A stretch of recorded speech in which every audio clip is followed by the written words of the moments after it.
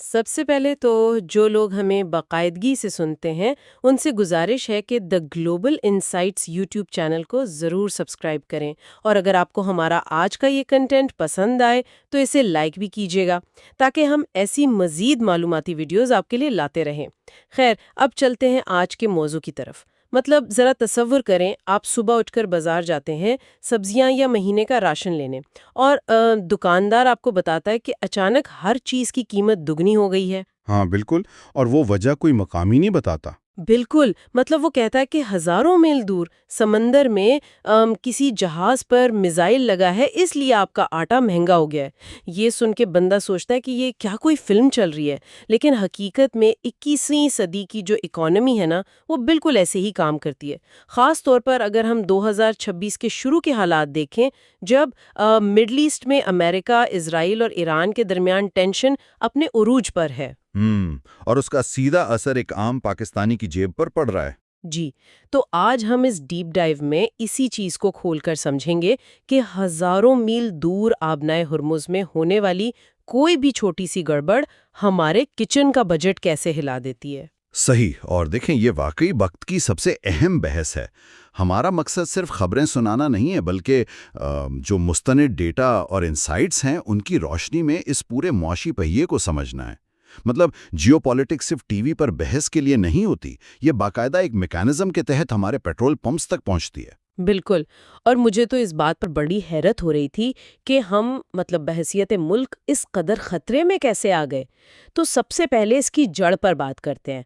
हमारी रिसर्च का डेटा बताता है कि पाकिस्तान अपनी ज़रूरत का 80 से 85% खाम तेल सिर्फ एक ही जगह से लेता है, यानी खुलीजी ममालिक से। बिल्कुल। जिसमें मुत्तहदा अरब अमारात का हिस्सा 50 से 56% है। हाँ, और सऊदी अरब का 30 से 35%। और ये सारा का सारा तेल एक ही समुद्री रास्ते से आता है, मतलब खलीज फारिस से निकलकर आबनाए हुर्मुज और फिर वहां से बहीरा अरब क्रॉस करके कराची। मैं इसे एक ऐसी बिल्डिंग की तरह देखती हूँ जिसका सिर्फ एक ही मेन गेट हो। जबरदस्त तशबीह है ना? और खुदा ना खास्ता उसी गेट के बाहर आग लग जाए, तो मैं ये सोच रही थी कि क्या इस सूरत हाल में हमारे पास कोई पिछला दरवाज़ा या कोई ऑल्टरनेट मौजूद है? अच्छा, ये जो आपने पिछले दरवाजे की बात की ना, तो यहाँ जो बात सबसे हैरानकुन है वो ये कि मुतबादिल मौजूद तो है, लेकिन वो बजाते खुद एक नया दर्द सर है। मसलन हालिया दिनों में सऊदी अरब के साथ एक ऑल्टरनेट रास्ते पर बात हुई है, जिसमें बहीरा अहमर यानी रेड सी के अंदर उनकी यंबा पोर्ट को इस्तेमाल किया जा सकता है। अच्छा। तो फिर मसला क्या है इसमें? मसला ये है कि कागजों पर तो ये बड़ा अच्छा लगता है, लेकिन जब आप ग्राउंड रियलिटी देखते हैं ना, तो ये बहुत ही महंगा और लिमिटेड ऑप्शन है। एक मिनट, जब आप कहते हैं कि ये महंगा है, तो उसके पीछे क्या साइंस है? मतलब सिर्फ फासला बढ़ने से इतनी लागत बढ़ जाती है, या कुछ और भी चक्कर है? देखें, फासला तो है ही, लेकिन असल गेम लॉजिस्टिक्स की है। खलीज का तेल पाइपलाइंस के जरिए पूरे सऊदी अरब से गुजारकर दूसरी तरफ रेड सी तक ले जाना पड़ता है, फिर वहां से जहाज़ों में लोड होता है। इस सब की वजह से जो फ्रेट चार्जेस हैं ना, वो 150 से 200% तक बढ़ जाते हैं। क्या आप बात कर रहे हैं? 200% तक? जी बिल्कुल। और इससे भी बड़ा मसला इंश्योरेंस का है।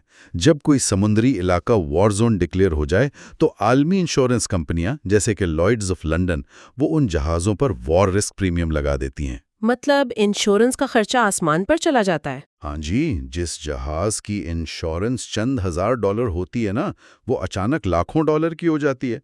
और जो तेल पहले 2-3 दिन में कराची आ जाता था, अब उस नए रास्ते और सिक्योरिटी चेक्स की वजह से 4 से 6 दिन लेगा। तो दरवाज़ा मौजूद तो है, लेकिन उसकी चाबी इतनी महंगी है कि वो हमारी इकोनॉमी का बेड़ा गर्क कर सकती है। उफ, मतलब अगर दरवाजा बंद ना भी हो, सिर्फ अफवाह ही उड़ जाए, तब भी इंश्योरेंस वाले हमारी जेब काटना शुरू कर देते हैं। तो जरा इसका हिसाब किताब करते हैं। 2026 के शुरू में तेल की कीमत तकरीबन $92 फी बैरल है।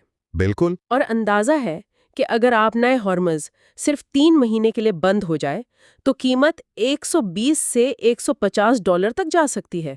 तो मतलब हमारे इंपोर्ट बिल पर कितना बोझ पड़ेगा उसका? आदाद व शुमार तो बहुत ही खौफनाक तस्वीर दिखाते हैं।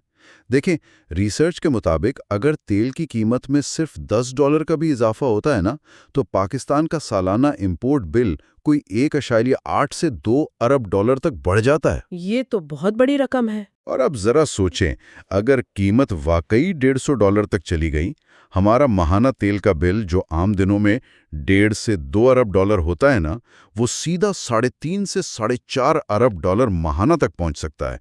और हमारे रिजर्व्स इतने हैं ही नहीं कि हम हर महीने इतना बड़ा झटका बर्दाश्त कर सकें। 4.5 अरब डॉलर हर महीने।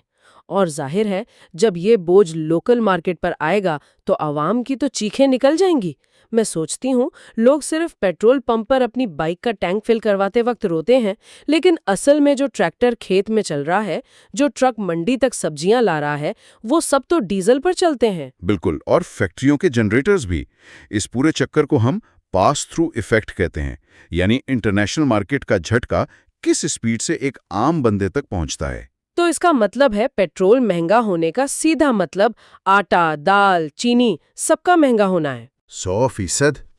अगर आप माजी में देखें ना, 2008 का क्राइसिस हो, 2011 की अरब स्प्रिंग हो या फिर 2022 की रूस यूक्रेन जंग, जब भी तेल $120 से ऊपर गया, पाकिस्तान में महंगाई यानी सीपीआई 14% से क्रॉस करके 25% तक चली गई थी। वैसे अभी जो पेट्रोल 55 रुपए महंगा हुआ है, उसने तो पहले ही बुरा हाल किया हुआ है। और अगर खलीजी बहरान की वजह से कीमतें और बढ़ें, तो ये जो अभी महंगाई 7% के करीब है ना, ये छलांग लगाकर 15 से 17% तक जा सकती है। ये गरीब और मिडिल क्लास के लिए बिल्कुल कमर तोड़ साबित होगा। अच्छा, ये सब सुन के तो ऐसा लगता है जैसे सारा अजाब सिर्फ हमारे लिए ही है। लेकिन क्या ऐसा वाकई है? मैं ये पूछना चाह रही थी कि हमारे पड़ोसी ममालिक जैसे इंडिया, बांग्लादेश या श्रीलंका, क्या उनकी इकोनॉमी का पहिया जाम नहीं होगा? देखें, मुतासर तो सब होंगे, लेकिन अगर हम बड़ी तस्वीर के साथ जोड़ें, तो फर्क इस बात का है कि किसने बुरे वक्त के लिए कैसी तैयारी कर रखी है। और बदकिस्मती से हम इस खित्ते में सबसे ज्यादा कमजोर पोजीशन पर हैं। वो कैसे? हमारी इंपोर्ट्स में तेल का हिस्सा 30% है। और सबसे अलार्मिंग बात, जो शायद लोगों को नहीं पता, हमारे पास तेल का जखीरा सिर्फ 10 से 14 दिन का होता है। अरे, सिर्फ 14 दिन? ये तो ऐसा ही है जैसे कोई बंदा महीने की तनख्वाह से तनख्वाह तक गुजारा कर रहा हो। मतलब जरा सी देर हुई और घर का चूल्हा बंद। बिल्कुल सही कहा आपने। अब जरा पड़ोसी मुल्क इंडिया की बात कर लें। उनकी इंपोर्ट्स में तेल 22% है। उनके ज़र-मुबादला के ज़खायर मजबूत हैं, लेकिन सबसे बड़ा फ़र्क ये है कि उनके पास 65 से 70 दिन का तेल का स्ट्रेटेजिक रिजर्व मौजूद है। 70 दिन? ये सुनकर तो बंदा सोचता है कि वो इतना सारा तेल रखते कहाँ है। जाहिर है महलों में टैंक तो नहीं बनाए होंगे उन्होंने। हाँ, वो टैंकों में नहीं रखते। उन्होंने ज़मीन के अंदर नमक के बड़े-बड़े गार, जिन्हें सॉल्ट कैवर्न्स कहते हैं, वो बनाए हुए हैं। उनमें तेल कई दहाइयों तक खराब नहीं होता। पदूर और मंगलूर में उन्होंने अरबों डॉलर लगाकर ये रिजर्व बनाए हैं। और दूसरी तरफ हम आज भी तेल कंपनियों के इन पुराने छोटे टैंकों के सहारे बैठे हैं। और मुझे याद है इंडिया ने तो रूस से सस्ता तेल लेने की भी डील की हुई है। बिल्कुल, सिफारती महज पर भी उन्होंने जबरदस्त गेम खेली है। अगर हम श्रीलंका की मिसाल देखें तो हमें सबक सीखना चाहिए। उनकी तबाही की वजह भी यही थी कि उनके पास माशी बफर्स नहीं थे। जैसे ही ज़र मुबादला ख़त्म हुआ और महंगा तेल लेना पड़ा, पूरी स्टेट ताश के पत्तों की तरह बिखर गई। तो मतलब हम एक टाइम बॉम्ब पर बैठे हैं जिसका रिमोट किसी और के पास है। खैर, हम यहाँ सिर्फ डराने के लिए नहीं बैठे। इस रिसर्च में कोई बचाव का तरीका भी तो बताया गया होगा ना? अगर 14 दिन की तलवार सर पर लटक रही है तो हुकूमत के पास क्या हंगामी ऑप्शंस है? जी बिल्कुल, कुछ शॉर्ट टर्म और कुछ मीडियम टर्म हल मौजूद हैं। शॉर्ट टर्म में सबसे अहम तो डेली मॉनिटरिंग है। मतलब अगर रिजर्व 10 दिन से कम रह जाएं तो हुकूमत को डिमांड डिस्ट्रक्शन की तरफ जाना पड़ेगा। Demand destruction? ये क्या 70 की दहाई वाली राशनिंग की बात हो रही है जहां पंप्स पर लाइनें लगती थीं? नहीं, राशनिंग तो आखिरी ऑप्शन है। इससे पैनिक फैलता है। डिमांड डिस्ट्रक्शन का मतलब है कि आप जबरदस्ती तेल का इस्तेमाल कम करवाएं। जैसे सरकारी और प्राइवेट सेक्टर में 50% स्टाफ को वर्क फ्रॉम होम पर भेज दें। अच्छा। और गाड़ियों के लिए ताक और जिफ्त यानी ऑड इवन फार्मूला लगा दें। मतलब एक दिन ताक नंबर वाली गाड़ियां चलेंगी, अगले दिन जुफ्त वाली। इससे सड़कों पर ट्रैफिक आधी रह जाएगी। मुझे इस ऑड इवन फॉर्मूले पर थोड़ा डाउट है। मैंने देखा है जहां ये लागू होता है, जो अमीर लोग हैं वो 2 गाड़ियां रख लेते हैं, एक ताक एकजुफ्त। और क्या वर्क फ्रॉम होम वाकई हमारे यहाँ सख्ती से इम्प्लीमेंट हो सकता है? क्या इससे इतनी बचत होगी कि तूफान रुक जाए? आपका पॉइंट बिल्कुल वैलिड है। इम्प्लीमेंटेशन का तो बहुत बड़ा चैलेंज होगा, लेकिन देखें ये सर्वाइवल की बात हो रही है। अंदाज़ा है कि अगर इन हंगामी इक़दामात पर कुछ महीने सख्ती से अमल हो जाए तो सालाना 1 से 1.5 अरब बचाए जा सकते हैं। और सबसे बड़ा फ़ायदा ये होगा कि जो महंगाई 17% पर जाने का डर है ना, वो 8 से 10% पर रुक जाएगी। ये तो खैर इमरजेंसी वाले काम हो गए, लेकिन हम हमेशा आधी गाड़ियां चलाकर तो मुल्क नहीं चला सकते ना। दरमियानी मुद्दत के लिए क्या प्लान है ताकि हम इस 14 दिन वाले डरावने ख्वाब से निकले? दरमियानी मुद्दत के लिए 2 काम बहुत ज़रूरी हैं।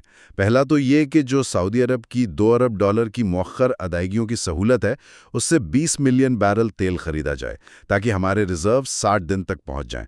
इससे हमें सांस लेने का टाइम मिल जाएगा। सही। और मैंने एक टर्म पढ़ी थी रिपोर्ट में, हेजिंग। ये क्या आम इंश्योरेंस की तरह है? मतलब जैसे रमज़ान आने से पहले अगर मुझे पता हो कि टमाटर महंगे होंगे तो मैं मंडी जाकर दुकानदार से आज ही डील कर लूं कि भाई मैं पूरा महीना तुमसे 100 रुपए किलो ही लूंगा टमाटर। क्या ये वैसा ही कुछ है? अरे वाह, ये तो आपने बड़ी ज़बरदस्त मिसाल दी है। हेजिंग बिल्कुल यही चीज़ है, बस ये ग्लोबल लेवल पर होती है।